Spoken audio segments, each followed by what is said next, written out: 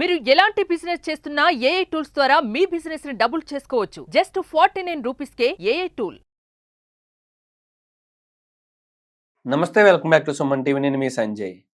అసలు విద్యార్థులు అంటే ఇక్కడ మనం చూసుకుంటే ఎవరీ ఇన్స్టిట్యూట్లో కానీ, ఎవరీ కాలేజ్లో కానీ, స్కూల్లో కానీ పిల్లలపై ఎక్కువ ప్రభావం చూపించేది ఎవరైనా ఉన్నారంటే టీచర్స్ మాత్రమే.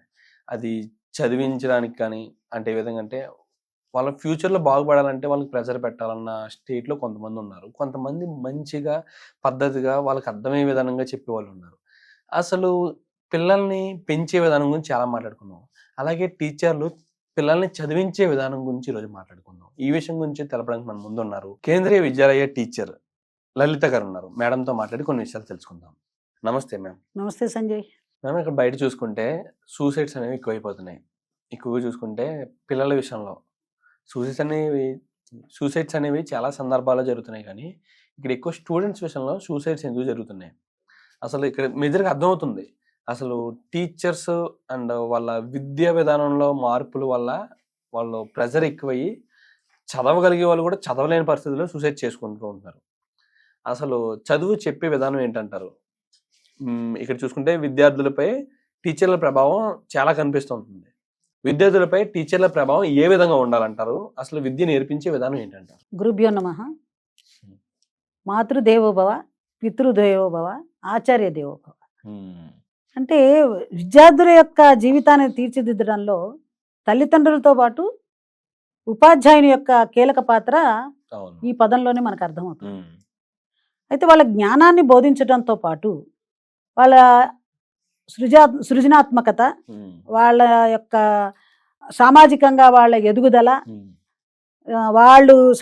వాళ్ళ యొక్క పీర్ గ్రూప్ అంటే వాళ్ళ యొక్క విద్యార్థుల సమూహంలో ఏ విధంగా ఉండాలి, నాకు ఏం కావాలి, ఈ విషయాలు తెలియజేయడానికి ఒక ఫెసిలిటేటర్గా ఉపాధ్యాయుడి యొక్క బాధ్యత చాలా ఉంది.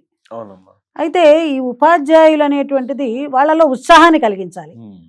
ఒక జ్ఞానాన్ని సంపాదించడంలో వాళ్ళకి ఏ పద్ధతి ద్వారా మనం గనక చెప్తే వాళ్ళల్లో ఆ విషయాల మీద ఉత్సాహంతో నేర్చుకుంటారు.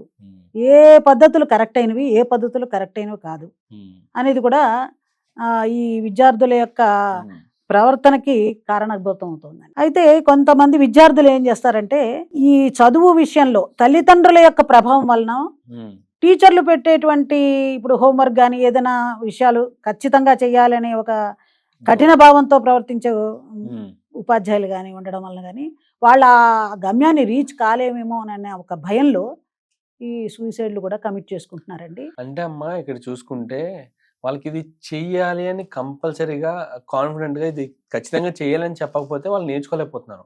అసలు అది చూసుకుంటే అది కఠినత్వంగా మారుతుంది. అవునండి. అసలు నేర్పించే విధానం ఏంటంటారు? అసలు ఏ విధంగా నేర్పించాలంటారు? అయితే teacher is a second parent అండి. ఫస్ట్ పిల్లల్ని వాళ్ళ యొక్క అసలు ఏ విషయంలో వాళ్ళకి ఇంట్రెస్ట్ ఉంది, ఏ విషయంలో వాళ్ళు ముందుకు అడుగు వేయగలరు, వాళ్ళ ప్రతిభ ఎందులో ఉంది అనేది పేరెంట్ తెలుసుకోవాలి, ఈ టీచర్లు కూడా తెలుసుకోవాలి. అంతేగాని ఒక పిల్లవాడు ఏదో డాక్టర్ అయ్యాడు కాబట్టి నా పిల్లవాడు కూడా డాక్టర్ అవ్వాలని వాడిని ఫోర్స్ చేయడం వలన వీళ్ళు ఆ రీచ్ కాలేకపోవడం వలన కూడా వాళ్ళు న్యూన్యతాభావానికి గురయ్యి వాళ్ళు ఇటువంటి ప్రవర్తన చేస్తున్నారు. అసలు టీచర్ అనేటువంటిది ఉపాధ్యాయుడు అనేటువంటి వాడు ఈ రోజున్న డాక్టర్లు కానీ, యాక్టర్లు కానీ, లేదా ఒక లాయర్ కానీ, లేదా ఈ రాజకీయంలో ఉన్నటువంటి ఉద్దండులు, ప్రముఖులు, వాళ్ళు కూడా కారణాలు ఏంటి, వాళ్ళు కూడా ఇలా అవడానికి కారణం టీచర్లే కదండి, ఉపాధ్యాయులే. వాళ్ళు లేకుండా వీళ్ళు ఇంత పెద్ద పెద్ద పదవుల్లో లేరు. సో ఉపాధ్యాయుడి బాధ్యత చాలా ఉంది దీనిలో. ఏదో ఒక సేయింగ్ ఉందండి, ముందు బెంచ్లో కూర్చున్నవాడు క్లాసులో ఐఐటి అవుతాడేమో, విద్యలో గొప్పవాడు అవుతాడు, లాస్ట్ బెంచ్లో కూర్చున్నవాడు రాజకీయవేత్త అవుతాడని. అలాగా ప్రతి మనిషిలో ఒక ప్రతిభ ఉంటుంది. మొదటి పిల్లవాడు మొదట్లో ఉన్నట్టు ఫస్ట్ బెంచ్లో కూర్చున్న పిల్లవాడు శ్రద్ధగా పాఠాలు విన్నాడు, జ్ఞానం సంపాదించాడు, అతనే గొప్పవాడు అవుతాడని, ఈ వెనక బెంచీల్లో ఉన్న వాళ్ళు దేనికి పనికిరాని వాళ్ళు అవుతారని భావన ఉపాధ్యాయుల్లోనూ కానీ తల్లిదండ్రుల్లో కానీ ఉండకూడదు. నువ్వు మొదటి బెంచిలో ఉన్న పిల్లవాడితో సమానంగా నువ్వు వాడితో పాటు సమానంగా చదవాలి, జ్ఞానాన్ని సంపాదించుకోవాలని అనేది ప్రోత్సహించాలి తప్పించి బలవంతం చేయకూడదండి. బలవంతం చేస్తే వాళ్ళకు ఒక కెపాసిటీ ఉంటుంది, వాళ్ళకు ఒక ఐక్యూ లెవెల్స్ ఉంటాయి. ఆ లెవెల్కి వాళ్ళు రీచ్ అవ్వలేక తల్లిదండ్రులకి నేను సంతోషపెట్టలేకపోయానని, టీచర్ల యొక్క ఎక్స్పెక్టేషన్ నేను రీచ్ అవ్వలేకపోయానని కూడా వీళ్ళు ఇటువంటి అవును. పరిస్థితులు తెచ్చుకుంటున్నారండి. అదే అమ్మా ఇక్కడ మరి ఎలా అంటారు అసలు విధానం అనేది ఏ విధంగా ఇప్పుడు ఇప్పుడు చూసుకుంటే పిల్లలు మొండిగానే తయారయ్యారు ఎవరు చూసుకున్నా. అవునండి. కానీ ఆ ఆ పిల్లలకి ఆ మొండిగా తయారైన పిల్లలకి విద్య నేర్పించాలంటేనే మొండిగా ఉండాల్సి వస్తుంది. ఆ మొండితనం అనేది వాళ్ళకే ఎఫెక్ట్ అవుతుంది పిల్లల విషయంలో. అవునండి. అసలు మేజర్‌గా నేర్పించే విధానంలో ఇప్పుడు స్టేజెస్ చూసుకుంటే వాళ్ళ స్కూల్ స్టేజ్ ఉంటది. ఎలిమెంటరీ స్కూల్ స్టేజ్ ఉంటది. అండ్ కాలేజు తర్వాత గ్రాడ్యుయేషన్ ఇవి ఈ విధంగా ఉంటాయి. అవును. అసలు మధ్యలో చిన్న అంటే స్కూల్ స్టేజ్‌లోనే వాళ్ళకి మొండిగా చదువు నేర్పించి ఇప్పుడు ఇంటర్మీడియట్‌కి వచ్చాక ప్రేమగా వాళ్ళకి అర్థమయ్యే విధంగా స్పోర్టివ్‌గా నేర్పిద్దామంటే వాళ్ళు వినరు. ఉమ్. అసలు నేర్పించే విధానంలో మార్పులు ఎక్కడి నుంచి మొదలవ్వాలంటారు అసలు? అయితే ఏంటంటే ఈ మధ్య మనకి ఒక చిన్న ఎగ్జాంపుల్ ఇస్తానండి. కరోనా వచ్చింది. ఈ అవును. కరోనా టైంలో ప్రతి వాళ్ళు కూడా బయటికి అంటే స్కూళ్ళకి కూడా ఉపాధ్యాయుల దగ్గరికి పంపడానికి కూడా భయపడ్డారు. ఉమ్. ఆ టైముల్లో వాళ్ళకి వీడియోల ద్వారా లేదా కంప్యూటర్ల ద్వారా కూడా చదువు చెప్పారు. ఉమ్. ఆ చదువు వాళ్ళకి ఎక్కిందో లేదో నాకు తెలియదు. చాలా మంది పిల్లలు ఈ వీడియోలు ఈ సెల్ ఫోన్లు తీసుకుని ఉమ్. చదువుతున్నారో తెలియదు, వాళ్ళు వేరే విషయాలు అవగాహన చేసుకుంటున్నారో అవునమ్మా. తల్లిదండ్రులు గమనించలేదు. అయితే ఒక్కటి మాత్రం నిజం, ఉపాధ్యాయుల్ని ఈ కంప్యూటర్లు కానీ ఈ విధమైన టెక్నాలజీ కానీ రీప్లేస్ చేయలేకపోయింది. అవును. ఉపాధ్యాయుని యొక్క బాధ్యత ఏంటంటే అదొక యజ్ఞం అండి. ఉపాధ్యాయుడు అంటే ఏ పని దొరకలేదు కాబట్టి నేను టీచర్ని అయ్యాను, అది కరెక్ట్ కాదు. కాదు. వాళ్ళకి ఇప్పుడు జ్ఞానం అందరికీ ఉంటుంది. బీఎస్సీ చదువుకున్న వాళ్ళకి జ్ఞానం ఉంటుంది, బిఏ చదివిన జ్ఞానం ఉంటుంది. జ్ఞానం అనేది ఒక ఏజ్ తర్వాత పెరుగుతూనే ఉంటుంది. అవును. కానీ వాళ్ళని ఏ విధంగా మలచాలి అనే దానికి Yes. ఒక శిక్షణ ఉందండి. అదే బిఎడ్ అని ఇలా శిక్షణ ఉంది. ఆ శిక్షణ లేకుండా చాలా ప్రైవేట్ సంస్థల్లో ఎంఏ చేశాడనో ఎంఎస్సి చేశాడనో తీసుకుంటున్నారు. వాళ్ళకి ఆ Yes. శిక్షణ పద్ధతి తెలియడం లేదు. అవునమ్మా. ఏ విధమైన పద్ధతిలో పిల్లలతో ప్రవర్తించాలి అది తెలియక వాళ్ళ మీద ఆ జ్ఞానాన్ని రుద్దడం వలన ఉమ్. వాళ్ళల్లో ఒక భయం అనేది పట్టుకుంది. ఆ సబ్జెక్ట్ మీద భయం ఏర్పడుతోంది తప్పించి Yes. అవగాహన మాత్రం కలగడం లేదు. అవునమ్మా. చెప్పే విధానాల్లో నైపుణ్యత ఉండాలి. ఉమ్. ఎప్పటికప్పుడు ఉన్న టెక్నాలజీని నేర్చుకోవడం. Yes. ప్రతి టీచరు కూడా ఉపాధ్యాయుడు కూడా ఆల్ టైమ్ లెర్నర్. అసలు Hmm.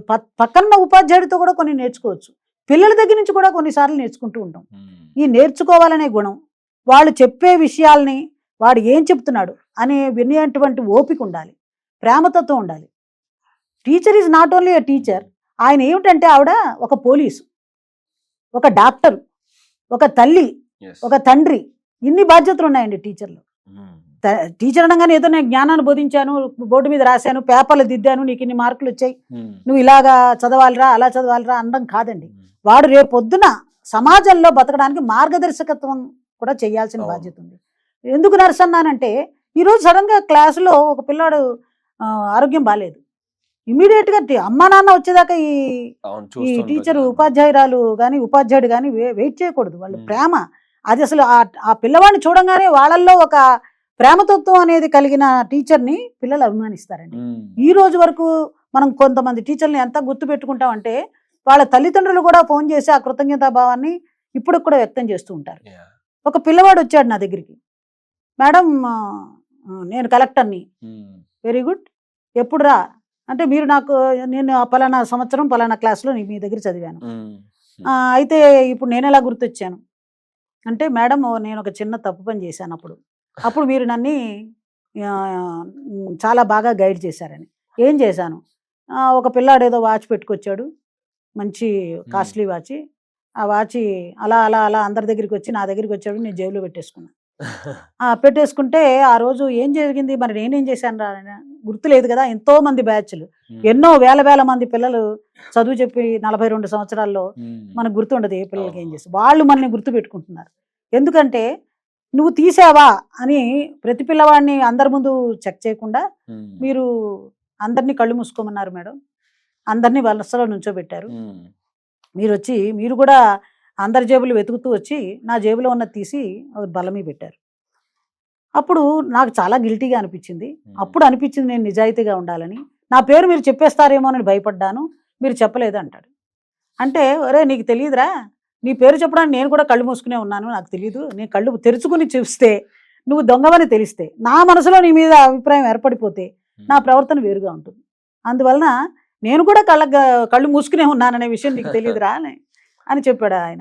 అప్పుడు ఆయన నమస్కారం పెట్టి ఆ పిల్లవాడు, మేడం మీరు చేయడం వల్ల నేను ఈరోజు నిజాయితీగా ఈ కలెక్టర్ ఉద్యోగం చేయగలుగుతున్నానని, ఇలాగా వాళ్ళల్లో ఒక ఇంప్రెషన్ కలిగించాలంటే టీచర్ అనేది, ఒక ఉపాధ్యాయులు అనేవాళ్ళు వాళ్ళ యొక్క అభిప్రాయాలను తెలుసుకుంటూ, వాళ్ళకు ఓర్పుగా ఉంటూ, వాళ్ళ యొక్క ఆరోగ్య పరిస్థితులను కూడా, వాళ్ళు ఇంటి రకరకాల వాతావరణాల నుంచి వస్తారండి. హోంవర్క్ ఈరోజు చేయలేదు పిల్లవాడు, ఎందుకు చేయలేదు? వాడిని కొట్టడం తిట్టడం కాదండి. అక్కడ మనం ఏం చెప్పాలంటే, ఎందుకు చేయలేదు నాన్న, ఫస్ట్ ఆ విషయాన్ని కనుక్కుంటే అయ్యుండొచ్చు. అక్కడ ఏమైనా ఆ రోజు తల్లిదండ్రుల మధ్య ఏదైనా గొడవలు చేయకుండొచ్చు, లేకపోతే ఆ రోజు ఏదో పరిస్థితులు బాగుండకపోవచ్చు, ఇంట్లో చేయలేకపోతే ఇంకొక రోజు చేయమనాలి. కానీ అక్కడ అదే రోజు చేయాలనేది కాదు కదా. ఈ విధమైన స్ట్రెస్ అనేది వాళ్ళకి ఇవ్వకుండా ఉంటే వాళ్ళల్లో, వాళ్ళ ఆ సబ్జెక్ట్ మీద, ఆ టీచర్ యొక్క ప్రభావం వల్ల ఆ సబ్జెక్ట్ మీద ఇంట్రెస్ట్ వస్తుంది. అంతేగాని ఇప్పుడు కొంతమంది చెప్తుంటారు గణితం అనగానే భయం. ఈ భయం అనేది మొట్టమొదటి రాగానే క్లాసులోకి, ఇది మ్యాథ్స్, ఈ సబ్జెక్ట్ అంటే చాలా శ్రద్ధగా వినాలి, వినకపోతే రాదు అనే పదాలు వాడకూడదు. ఈ పదాలతో ఏమవుతుందంటే మేము పిల్లల్లో, ఇప్పుడు మనం చదువు చెప్తుంటే డౌట్స్ అడుగుతున్నారంటే పిల్లలు, వాళ్ళకి అర్థం అవుతుంది, వాళ్ళు లెర్నింగ్ బాగా వింటున్నారు అని అర్థం, వాళ్ళు అర్థం చేసుకుంటున్నారని. కానీ ఇలాంటి పదాలు ఉపయోగించి కొంచెం కఠినంగా చదువు చెప్పడం వల్ల ఆడికి వచ్చిన డౌట్ అడగాలన్నా భయపడుతున్నారు. ఏ ఉపాధ్యాయులైనా వాళ్ళ యొక్క గమ్యం ఒకటేనండి, కానీ పద్ధతులు కొంచెం తేడాగా ఉంటున్నాయి. వాళ్ళు పిల్లల యొక్క భవిష్యత్తుని చక్కదిద్దాలనేదే అందరి అభిలాష. కానీ అయితే ఏమవుతుందంటే ఆ పద్ధతులు కొంచెం తేడా ఉండడం వలన పిల్లల్లో భయం అనేది ఏర్పడుతుంది. వాళ్ళు ప్రశ్నోత్తరాలు వేసినప్పుడు మనం శ్రద్ధగా విని దానికి సూటబుల్ సమాధానాలు చెప్పిన రోజు వాళ్ళల్లో ఒక విశ్వాసం ఏర్పడుతుంది టీచర్. అలా అని ఎక్కువగా వాళ్ళతో కలిసిమెలిసి ఉండాలి, స్నేహంగా ఉండాలి. స్నేహంగా ఉంటేనే వాడు మనకి ఏ విషయం అనేది చెప్పగలుగుతాడు.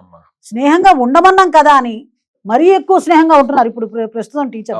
వాడు భుజాల మీద చేతులు వేసి వాళ్ళతో నడవడం, సమానంగా అంతటి స్నేహాన్ని కూడా వద్దంటున్నాను నేను. ఎందుకంటే వాళ్ళల్లో గౌరవం అనేది తగ్గిపోతూ ఉంటుందండి.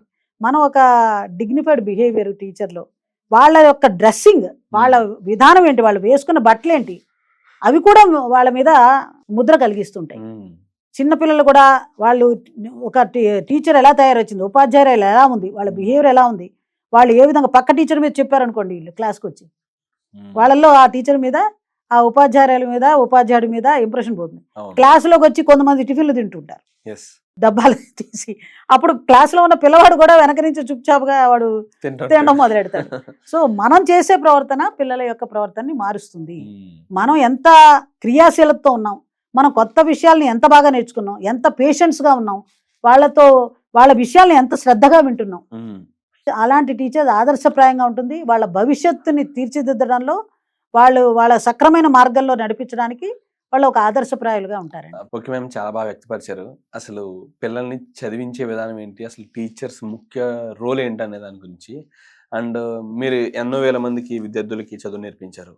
మీ ఎక్స్పీరియన్స్ గురించి మాకు కొంచెం తెలియజేస్తారా? నేను కూడా చిన్నప్పుడు, నాకు 2 పిల్లలండి, బాబు పాప, ఇద్దరు కూడా పెద్ద చదువులు చదువుకుని IIT, IIITలు చదివి విదేశాల్లో ఉన్నారు.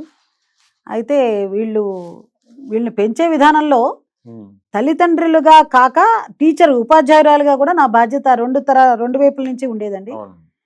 అయితే వీళ్ళ నుంచి నేను నేర్చుకునేది చాలా ఎక్కువ. వీళ్ళు ఈ ప్రవర్తనలో తేడాలు చూసి నేను దాన్ని నా తరగతి గదిలో వాడుకునే అవకాశాలు నాకు కలిగాయండి. పిల్లలు మన ఇంటి దగ్గర ఎలా ప్రవర్తిస్తున్నారు, ఓహో ఇలా కూడా చేస్తారు పిల్లలు, మనం ఇలా చేయకూడదు వాళ్ళని అనేటువంటిది నేను పిల్లల దగ్గర నుంచి నేర్చుకున్నా. ఒక ఎగ్జాంపుల్కి ఏంటంటే, ఒక పిల్లవాడు కొంచెం డిఫరెంట్గా ఉండేవాడు, డిఫరెంట్లీ ఏబుల్డ్ చైల్డ్ అని అంటారు, వాళ్ళకు కూడా స్కూల్లో సీట్ ఇస్తారండి. పిల్లవాడు సరిగా నేర్చుకోవడం లేదని ఒకసారి నేను ఆపినప్పుడు పక్క పిల్లలు మేడం వీఆర్ ఓకే అన్నారు. అప్పుడు నన్ను నేనుగా సిగ్గుపడ్డా. ఓకే మ్యామ్, మేజర్గా ఇప్పుడున్న టీచర్స్కి మీరు ఏం చెప్తారు అసలుకి? అయితే క్లాసులో క్రియాశీలత ఉండాలి. ఏ వర్క్నైనా మనం నేర్పించేటప్పుడు కొత్త రకం మెథడ్స్ ఎప్పటికీ నేర్చుకుంటూ ఉండాలి. ఒక ఉపాధ్యాయులు నేను ఏదో డిగ్రీ చేసేసాను, నాది పని అయిపోయిందని కాదు, కొత్త కొత్త పద్ధతుల ద్వారా ఏ విధంగా వాళ్ళకి ఈజీ వేలో నేర్పచ్చు అనేది ఒకటి. అసలు పిల్లలతో బయాస్గా ఉండకూడదు. ఒక టీచర్ వచ్చిందంటే వాళ్ళు ముందే చెప్పేస్తారు, మేడం మీరు పలానా పిల్లాడంటే మీకు చాలా ఇష్టం అని. ఆ భావాన్ని వాళ్ళలో కలిగించకుండా ఉండాలి. తల్లిదండ్రులతో కూడా వీళ్ళతో ర్యాపోలో ఉండాలి. వాళ్ళతోటి మనం కలిసిమెలిసి ఉండి వాళ్ళతోటి మనం వాళ్ళ అభిప్రాయాలు వాళ్ళకి చెప్పడం, వాళ్ళ అభిప్రాయాలు మనం తీసుకోవడం అనేది ఉండాలి. ఎనీ టైం వాళ్ళకి అవైలబుల్గా ఉండాలి. ఇప్పుడు ఒక పిల్లవాడు ఏదైనా క్వశ్చన్ వేయాలంటే స్కూలు తరగతి గది మాత్రమే కాదు, ఇంటి దగ్గర ఉన్నప్పుడు కూడా నేను నా నెంబర్ ఇచ్చి మీకేమైనా ఒక ప్రశ్నలు ఉంటే రాత్రి 10 అయినా 11 అయినా ఆ మెసేజ్ రాగానే లేచి మనం వాటికి సమాధానం చెప్పగల స్థితిలో ఉండాలి. అంతేకాకుండా వాళ్ళ మీద ప్రేమ భావాన్ని ఒక్కొక్కసారి పోలీసుగా, కొన్నిసార్లు క్రమశిక్షణ పెట్టడంలో పోలీసు కూడా అవ్వచ్చండి, కానీ అలా అని బాధమని కాదు. వాళ్ళని కొంచెం కఠినమైన పదాలు ఉపయోగించి వాళ్ళ బాధ్యత వాళ్ళని యొక్క బాగు చేయడం గురించి మనం కొన్నిసార్లు వాడవలసి వస్తుంది. కానీ వాళ్ళ ప్రయోజనం కోసమే వాడాలి. అది పేషెన్స్ ఉండాలి, ఎంపతి ఉండాలండి వాళ్ళ మీద. వాళ్ళ యొక్క మార్గదర్శకానికి సరైన దారిని చూపించాలి. ఇప్పుడు ప్లేవే మెథడ్స్ చాలా ఉంటున్నాయండి. మనం పాఠం చెప్పేటప్పుడు కానీ వాడికి నేర్పే విధానంలో కానీ మంచి మంచి విధానాలు చాలా వస్తున్నాయి. ఆ కొత్త విధానాలని నేర్చుకుంటూ వాళ్ళని మంచి టీచర్లుగా, మార్గదర్శకులుగా, వాళ్ళ యొక్క ప్రగతిని, వాళ్ళ యొక్క భవిష్యత్తుని తీర్చిదిద్దే రోల్ మోడల్స్గా ఉండాలని నేను ప్రతి టీచర్ని ప్రార్థిస్తాను. మీరు చెప్పిన దాన్ని బట్టి చూసుకుంటే టీచర్ అనేవాళ్ళు న్యూట్రల్గా ఉండాలి. పిల్లలు తప్పు చేస్తే టీచర్ చూసి భయపడాలి. చదువు విషయంలో దగ్గరికి వచ్చి డౌట్స్ అడిగేలా ఉండాలి. అవునండి.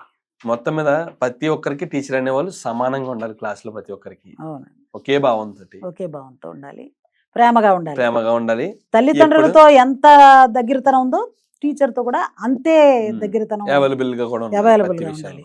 Thank you ma'am, thank you very much. నమస్తే అండి.